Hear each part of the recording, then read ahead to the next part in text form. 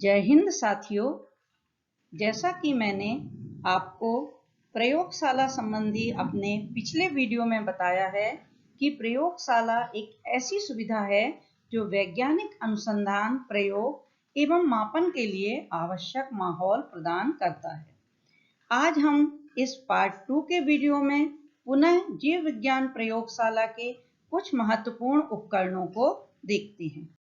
बच्चों, ये जो आपको लंबी लंबी छड़ के आकार की रचनाएं दिखाई दे रही हैं, यह कांच की छड़ है। इनका उपयोग द्रवों को हिलाने एवं मिलाने में किया जाता है। इसका आविष्कार रोमन में 199 BCE से 500 CE के मध्य हुआ। ये आपके सामने है खरल मूसली, मॉर्टल एंड पेस्टल। इसका उपयोग पदार्थों को महीन पीसने में किया जाता है। इसका आविष्कार F. कर्ट रेस ने 1923 में किया था। अब आपके सामने यह एक जाली के जैसी संरचना है। इसे वायर गेज कहा जाता है। इसका उपयोग फ्लास्क, बीकर आदि को गर्म करते समय संपूर्ण तल को एक समान ऊष्मा देने के लिए किया जाता है। इसका आविष्कार साइरिका ने 1848 में किया था। यह जो इंस्ट्रूमेंट आपके सामने हैं, इन्हें पोर्सिलीन की प्याली या पोर्सिलीन क्रूसिबल कहा जाता है। इनका उपयोग कम ताप पर विलयनों या पदार्थों को गर्म करने या वाष्पन करने के लिए करते हैं, जबकि अगर सिलिका क्रूसिबल है तो इसका उपयोग अधिक ताप हेतु उपयोग में लाई जाती है। अर्थात अधिक ताप पर कोई पदार्थ गर्म करना है तो सिलिका क्रूसिबल का उपयोग करते हैं। इसका आविष्कार बेंजामिन हंटसमैन के द्वारा किया गया था। ये जो आपको सामने संरचनाएं दिखाई दे रही हैं, इन्हें पृथक्कारी कीप या सेपरेटिंग फनल कहा जाता है।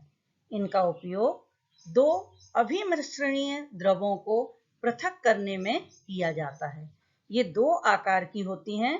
ये कभी कभी गोलाकार या फिर नाशपाती के आकार की होती हैं। ये आप देख रहे हैं, नाशपाती के आकार की पृथक्कारी कीप या सेपरेटिंग फनल। इसका आविष्कार अर्नेस्ट बुचनर ने 1888 में किया था। यह जो उपकरण आपके सामने दिखाई दे रहा है, इसे तो आप पहचानते ही होंगे। यह है थर्मामीटर या तापमापी। इसे हम अपने घरों में भी उपयोग करते हैं। इसका उपयोग सेल्सियस में ताप मापने के लिए किया जाता है। इसका आविष्कार गैलीलियो गैलीली ने 17वीं शताब्दी में किया था। यह जो संरचना आपको दिखाई दे रही है, यह है चम्मच या स्पैचुला, जिसे हम अपने घरों में भी उपयोग में लाते हैं। पर प्रयोगशाला की स्पैचुला थोड़ी अलग होती है। इसका उपयोग हाथ से किसी पदार्थ को छुए बिना बोतल से निकालने और किसी उपकरण जैसे कि परखनली आदि में डालने में किया जाता है। यह चीनी मिट्टी, निकिल या जंगरोथी इस्पात या स्टील से बनी होती है। इसका आविष्कार होरेस स्पैचुला ने किया था। यह संरचना, इसे हम ड्रॉपर कहते हैं। इसका उपयोग द्रवों की कम मात्रा को स्थानांतरित करने में किया जाता है। इसका आविष्कार लुईस पास्चर ने 19वीं सेंचुरी में किया था। अब हमारे सामने है टंग या संदर्शिका। इसे हम अपने घरों में संसी के रूप में यूज करते हैं, जो इससे थोड़ी अलग होती है। इसका उपयोग क्रूसिबल या अन्य उपकरणों को पकड़ने या पकड़कर गर्म करने के लिए किया जाता है। अब हमारे सामने ये जो संरचना दिखाई दे रही है, इसे हैंड लेंस कहा जाता है या आवर्धक लेंस कहा जाता है। इसका उपयोग सूक्ष्म वस्तुओं और पुष्पों के भागों या जंतुओं के शरीर के विभिन्न भागों को बड़ा करके देखने में किया जाता है। इसका आविष्कार रोजर वेकारन ने 13th सेंचुरी में किया था। ये जो संरचना आप देख रहे हैं इसे साधारण सूक्ष्मदर्शी या डिसेक्टिंग माइक्रोस्कोप कहा जाता है। इसका उपयोग छोटे आकार के संपूर्ण जंतुओं का विच्छेदन और कभी-कभी स्लाइड देखने के लिए किया जाता है। यह एक उत्तल लेंस का बना हुआ होता है। ये आप देख रहे हैं, इसमें एक उत्तल लेंस लगा हुआ होता है। इसका आविष्कार जैचेरी एस जेंसस ने 1950 में किया था। अब आपके सामने ये जो उपकरण दिखाई दे रहा है, इस उपकरण का नाम है संयुक्त सूक्ष्मदर्शी।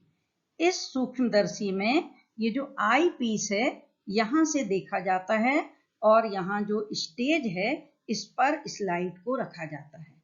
जब कोई ऐसी वस्तु जो आंख से देखने योग्य ना हो या जो बहुत सूक्ष्म वस्तु हो, उस वस्तु को बड़ा करके देखने के लिए इस माइक्रोस्कोप या संयुक्त सूक्ष्मदर्शी का उपयोग किया जाता है। इसका आविष्कार जैकेरियस जेनसन ने 1950 में किया था। इससे वस्तु को कई गुना बड़ा करके देखा जाता है। यह जो उपकरण आपको दिखाई दे रहा है इसे ब्लड प्रेशर मापी या रक्त दाब मापी कहा जाता है। इस उपकरण में ये एक नली लगी हुई है और एक पट्टा लगा है। इस पट्टा को बांह में टाइट कर लिया जाता है और जब बटन से इस मशीन को स्टार्ट करते हैं तो इसके द्वारा हवा पट्टे में भर जाती है और बांह की जो ब्रेंकियल आर्टरी है उसके द्वारा ब्लड प्रेशर मापकर यहाँ ये जो स्क्रीन लगी है इस पर वो बीपी प्रदर्शित हो जाता है। तो इस तरह से इस उपकरण को ब्लड प्रेशर मापी या रक्त दाब मापी कहा जाता है। अब आपको यहाँ पर ये कई छोटे छोटे पात्र या गैस जाल दिखाई दे रहे हैं और इनके अंदर जंतुओं या पौधों को संरक्षित किया गया है। तो क्या है ये? इन्हें हम प्रारूप या स्पेसीमेन कहते हैं।